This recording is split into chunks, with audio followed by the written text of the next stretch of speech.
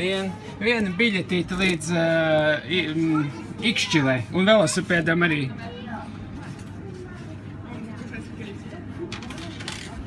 Paldies! Tā, dodamies uz vilcienu.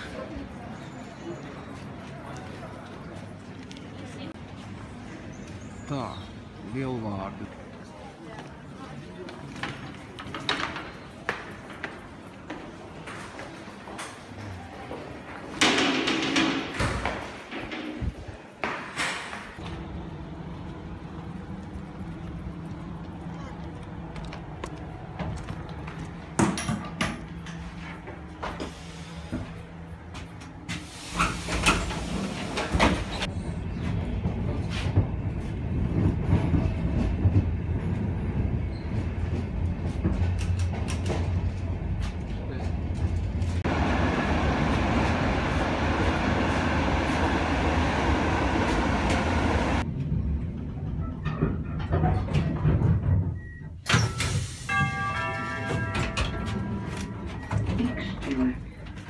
Nākamā pietura Jaunogre.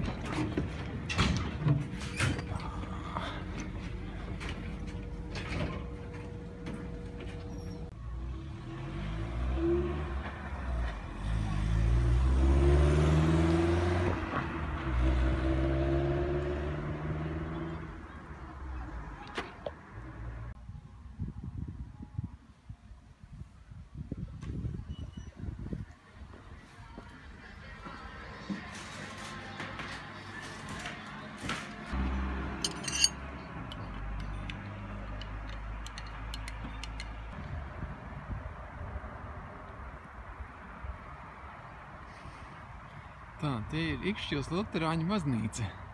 30. gadu sākumā celta.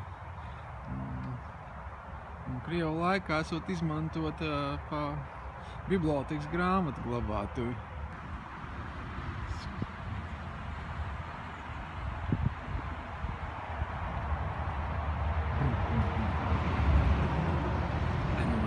Nebraukšu pa tuneli.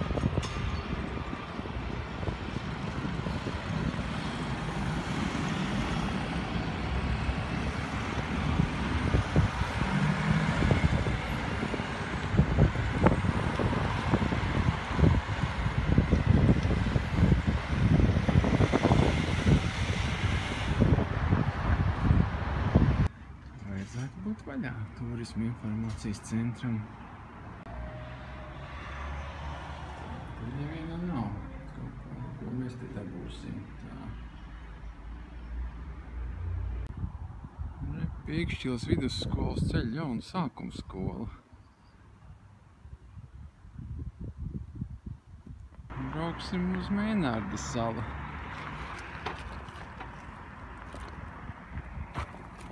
Estrāde interesanti ir Ikšķile.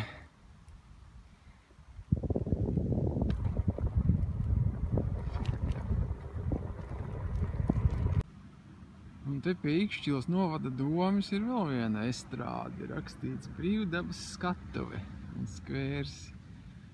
Par turismu informācijas centrā bija teikts, ka domē var dabūt turismu informāciju.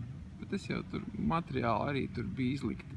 Es esmu ceļu satiksmes noteikumu pārkāpējs, jo negribu lēkāt pa apmalēm un izmantot speciāli man izbūvēto velosipēdu ceļu.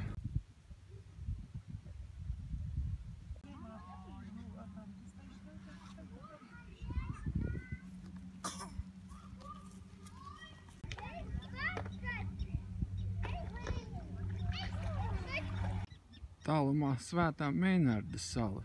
Tur parasti vasarās, augustā, kad Rīgas Hess nolaiž ūdeni, var arī ar kājām aiziet. Tā ir vecākā mūra celtne Latvijā. Mēnārda baznīca. Tālumā var redzēt Nāves salu. Pirmā pasaules kara laikā tāds paugurs bija tikai, un upe bija stipri te šeit lejā. Šis viss ir uzpludināts. 17. gada 1. septembrī vācieši veica šeit pārāvumu un pārcēlās pāri Daugavai. Pirms tam 3 stundas bija artilērijas apšaude un vairāk kā 1000 lielgabalu no Vācu krasta, no kreisā krasta šāva uz šo krastu, kur Krievu armijai bija pretī tikai 66 lielgabali. Viņi bija spiesti atkāpties, jo cieta liels zaudējums, pārcēlās šeit pāri. 30 000 vīri mēģināja aplenkt Rīgu.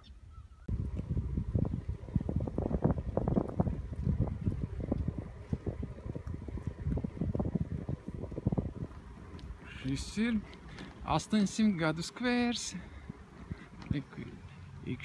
Ikšķilis gada skaitlis 1185. gads.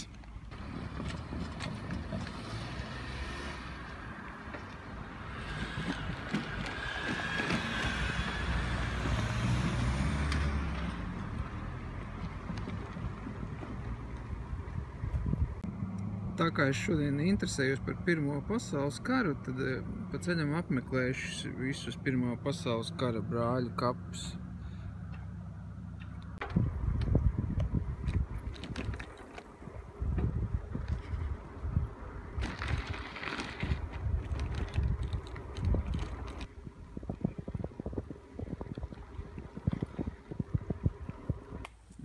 Šeit ir apbedīti 4470 Krievu armijas karavīri, kuri krituši Pirmajā pasaules karā Nāves salā 16. gadā.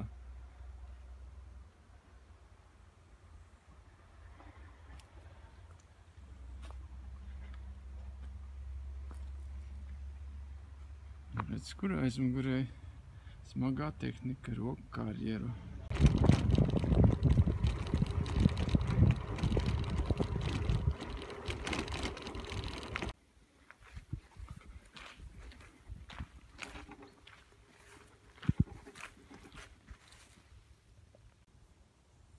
Šeit apbedīti 257 Krievijas armijas karavīri, kuri 16.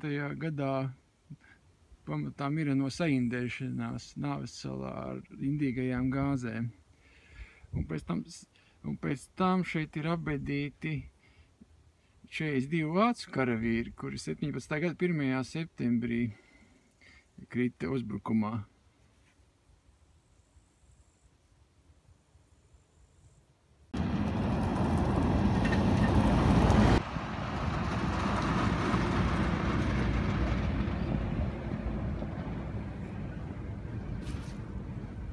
Šeit ir Luņģu brāļu kapi. Šeit apbedīti 95 Vācijas karavīri.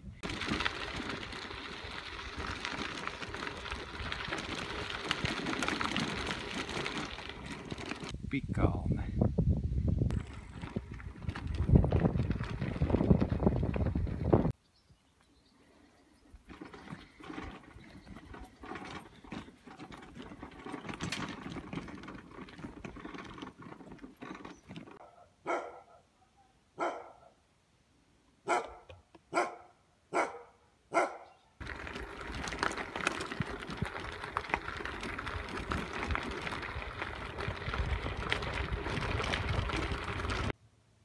Atrodos Pikalnes brāļu kapos, kur vāciski rakstīts Piku kalna.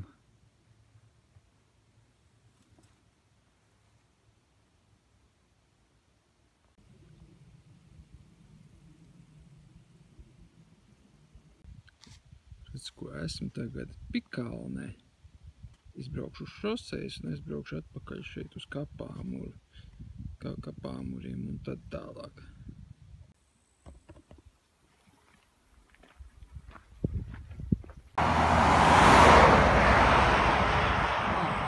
Pabrauksim pa mierīgāku ceļu.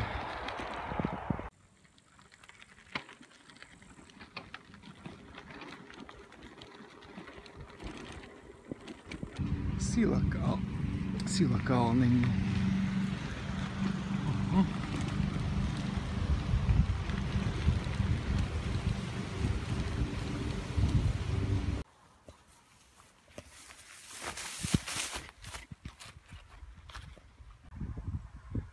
izskatās gan vairāk pēc maziem dzimtas kapiem, kur Janīna Emsiņa un citi kapi. Nezinu, kartē rakstīts brāļu kapi. Pārbaudīsim.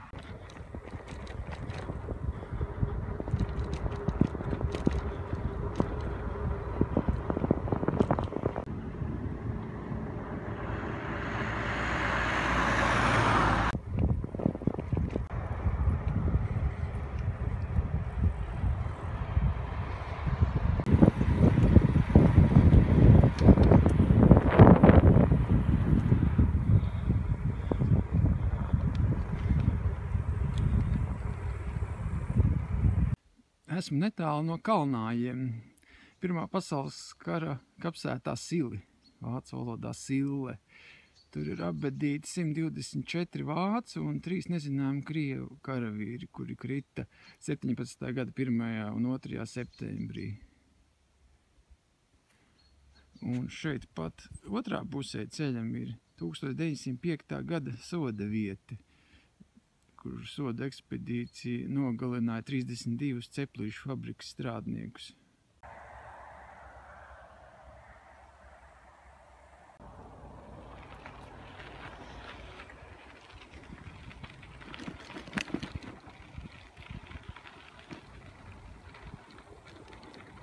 Tā, esmu Tīnošos iebraucis. 1917. gada 1. septembrī pēcpusdienā vācu vienības jau bija sasnieguši šo vietu Tīnožus un steigā no robežiem latviešu strelnieku 2. brigāde 8000 vīru bija sapulcināti un šeit pie mazās Juglas ieņēma pozīcijas. Veselu diennakti aizskavēja 5 reizes lielāku vācu karaspēku, kas ļāva atkāpties no Rīgas. Šīs diennakts laikā kaujās gāja bojā vairāk tūkstoši latviešu karavīru. Tīnošu bērndārs skaistā ēkā, saucas Urdeviņa.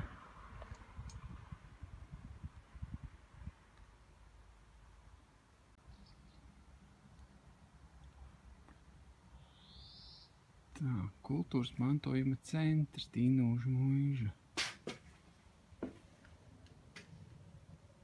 Vienkārši 2 spēki, 2 karavīru grupas, kas ir aplūkotas cienīgi, nepazemojot vienu vai otru. Atmiņās raksta, ka daļu karavīru kritušo, it īpaši latvieši, viņi apglabāja pozīcijās, tātad viņi mūsdienās vairs viņu apbedījuma vietas nav atrodams. Viena daļa ir vienkārši artilērijas apšaudē ir tikusi, pilnībā šie cilvēki ir, tā teikt, tur vairs no viņiem nekas pāri nav palicis. Viena daļa ir vienkārši artilērijas apšaudē ir tikusi, pilnībā šie cilvēki ir, tā teikt, tur vairs no viņiem nekas pāri nav palicis. Un vēl vienu daļu pēc kaujām savāca vācu armijas karavīri un apglabāja savās kapsētās. Bija 2 veidi granātas – aizsardzības granātas un uzbrukuma granātas. Uzbrukuma granātām specifika bija tāda, ka tām nebija šķēmis liels. Karavīrs izmeta un būtībā viņam uzreiz bija jāskrien šīs granātas krišanas vietā, lai tur jau tiktos ar šo apdulināto pretinieku. Lietošana bija tāda, atskrovēja šeit šo vāciņu, parāva striķīti, aizmeta granātu un kaut kur pēc 6 sekundēm viņa uzsprāga. Jā, gāzmaska, protams, vācu armija šeit diezgan lieto indīgās gāzes, viens no vislielākajiem ķīmisko ieroču lietošanas gadījumiem Austrum Eiropā, šajās kaujās pie mazās Juglas upes. Un, jā, katram vācu armijas karavīram gāzmaska, tas ir reglamentā ierakstīts un nevar nebūt, tā rāda bruņcepurs. Tad, kad vācieši okupēja Latvijas teritoriju, ienāca Kurzemē, tad viņiem sākumā bija šāds cepurs no ādas. Bet 16. gadā praktiski katram vācu armijas karavīram, kas bija tieši kaujas vienībā, viņam jau bija tērauda bruņcepuri. Jo šīs te vieglās ādas cepures, viņas bija ļoti bīstamas karavīram. Pirmkārt no ādas atlika sprāgt kādam artilērijas lādiņam, kas nesa līdzi ne tikai metāla šķembas, bet arī koku šķembas, sīkus akmentiņus, un šie te sīki akmentiņi viegli izgāja cauri ādas korpusam, un karavīrs vienkārši ieguva ievainojumu, nenozīmīgu ievainojumu galvā. Un tas bija traģiski, kad ļoti liels karavīru skaits kara pirmajos gados gāja bojā no kaut kādiem sīkiem akmentiņiem. Šī ir Japānā ražota šautene. Ar šādām te šautnēm latviešu strelnieki tika apbruņoti īsi pirms Ziemassvētku kaujām. Ļoti, ļoti laba, izturīga šautene, kas varēja jau sacensties ar vācu Mauser sistēmas šauteni. Tā lietošanas sistēma bija vienkārša un būtībā tieši tāda pati kā tā laika visu armiju sistēmu šautenēm. Tātad tika atvilkta šī detaļa, ko sauc par aizslēgu. Šeit tika ielādēts 5 patronus. Tad, kad patrons tika ielādēts, tad viena patrona, kas atradās šeit augšpusē, tika ielādēta šāda te stobrā.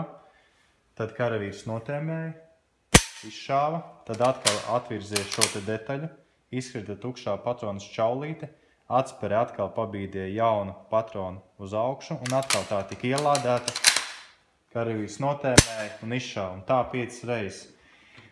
Liekas, ka tas viss notiek ļoti lēni, bet tie vīri, kas to darīja katru dienu, kur bija nepieciešams to darīt ļoti ātri un precīzi, tad tas šaušanas temps un ātrums lādēšanas bija aptuveni šāds te.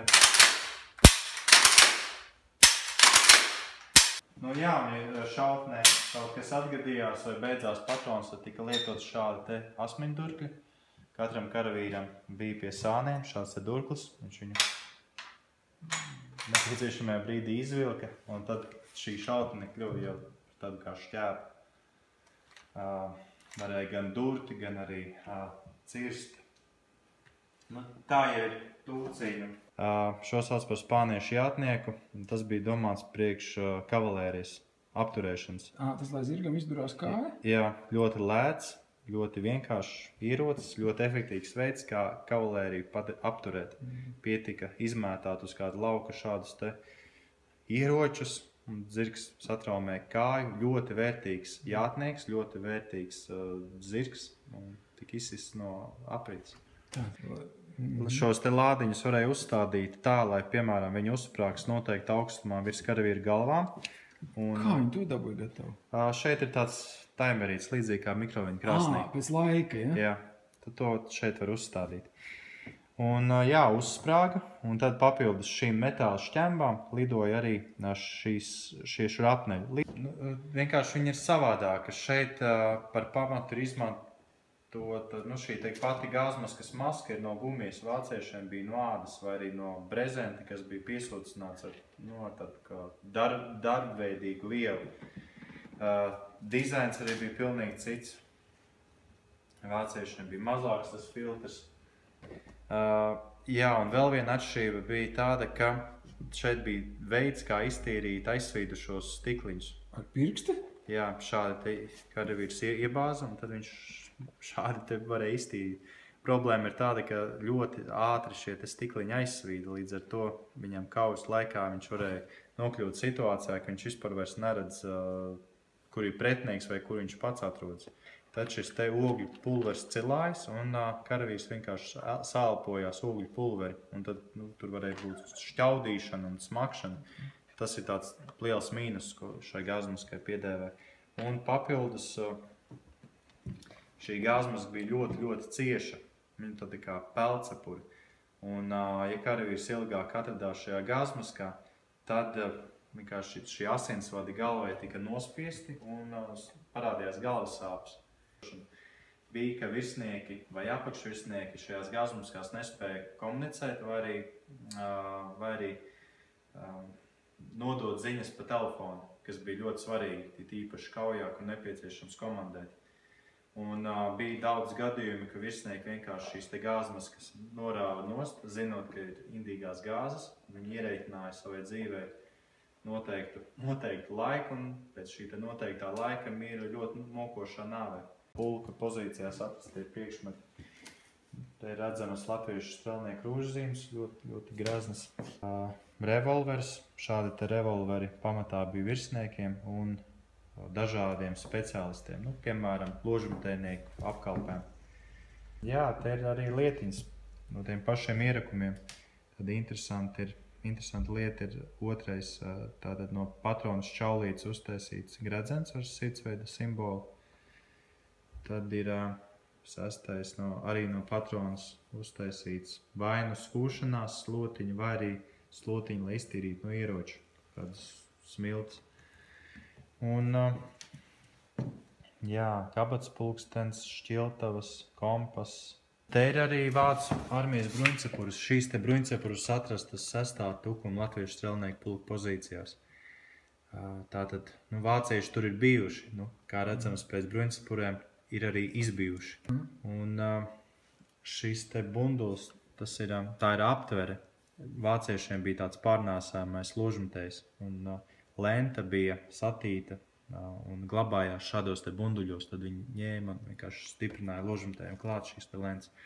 Šis ir duncis priekš vācu triecienvienībām, tā arī sauc tūciņas duncis, jo durklis bija paredzēts duršanai, bet duncis bija griešanai, tāds īss nazīts, ar kuru var veikli darboties.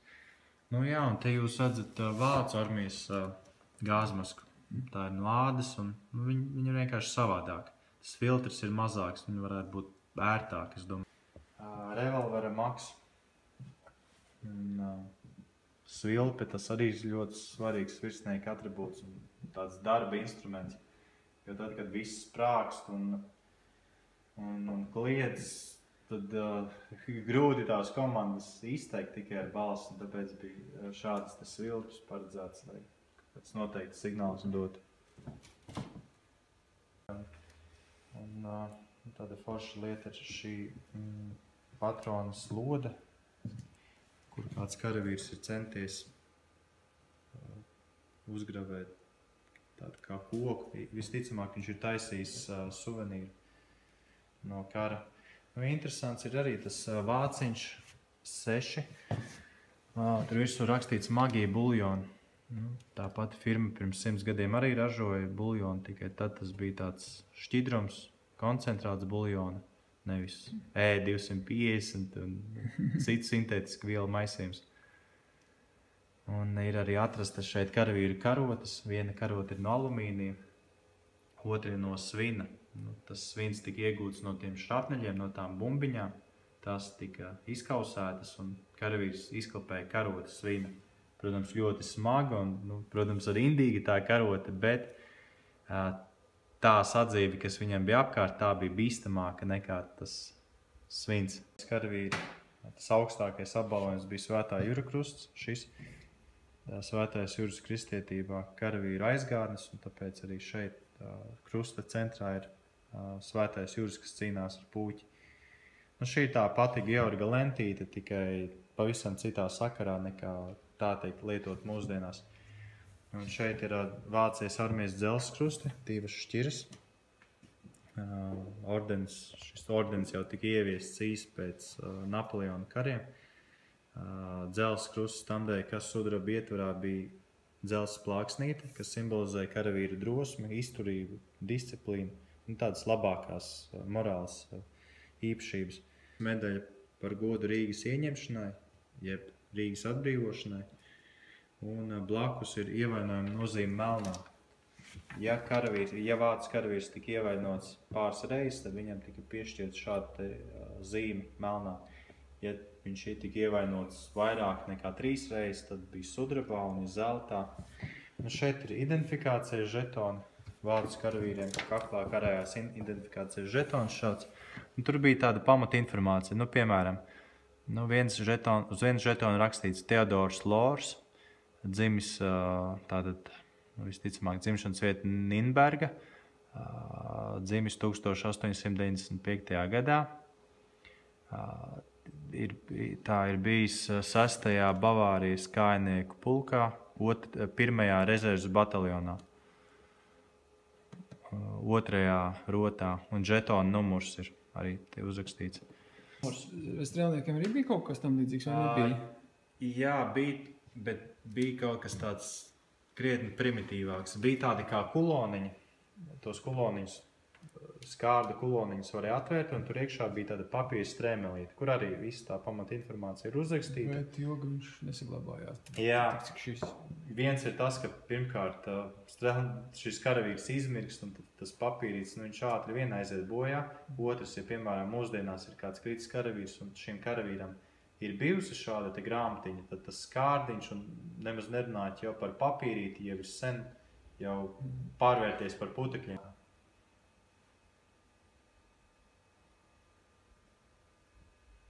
Nu jā, te ir redzams, kā ierodas 3. septembrī jau Rīgā. Jā, Rīgā Vācijas impērijas augstākie galveni pārstāvji, tas ir Vācijas ķeizars un Bavārijas princis. Ķeizars jau arī jau 7. septembrī jau atbrauc atzīmēt. Tas ir Esplanādē pie Mākslas akadēmijas. Jā, tur bija Vācijas armijā parāda. 2. septembrī būs izstāde šeit pat blakus, Tīnošu tautsnamā, un tad daļa lietu, piemēram šeit, kas ir izjauts, tās ies uz Daugavas muzeju, Dolas salā, un lietas, kas šeit nav izstādītas, bet kas šajos gados ir nākušas klāt, ļoti vērtīgas, ļoti interesants, tās būs izstādītas Tīnošu tautsnamā. Pārlaiž lietu, tautas nams. Kā tevi sauc? Armands. Esmu pie Lejas-Tīnūžu brāļu kapiem. Šeit ir apbedīti 138 Vācijas armijas karavīri un 73 nezināmi Krievijas cīnītāji, kas īstenībā ir latviešu strēlnieki no 6. tukuma pulka.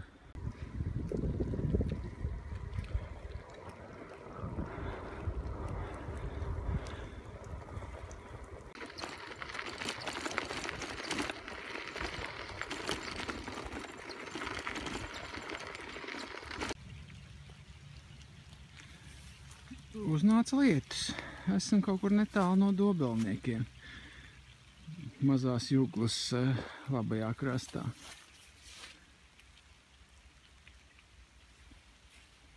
Pastāvēšu zem koka. Tā, stipri līsti vispār, bet, kas es reku pa taisno kājnieku tiltiņš ir pāri. Atbrauc pa gājēju un velosipēdistu celiņu pāri kājnieku tiltiņam. Paslēpos zem informācijas zīmes. Visi krituši ir 2. septembrī 17. gadā.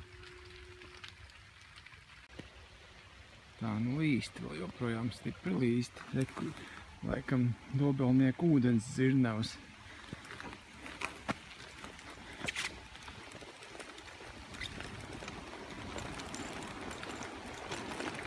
Tā, norāda Vācu kalni. Esmu Auziņu brāļu kapos. Šeit apbedīja 135 vācu un 153 nezinām latviešu karavīri.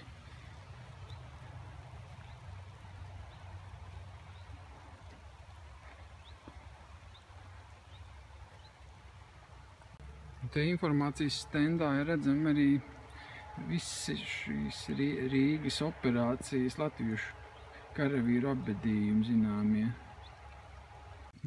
Te braucu garām Selēku ezeram.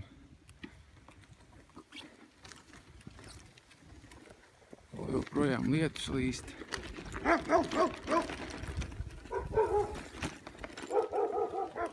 Pabeidzu ekskursijas Alkalnas stacijā.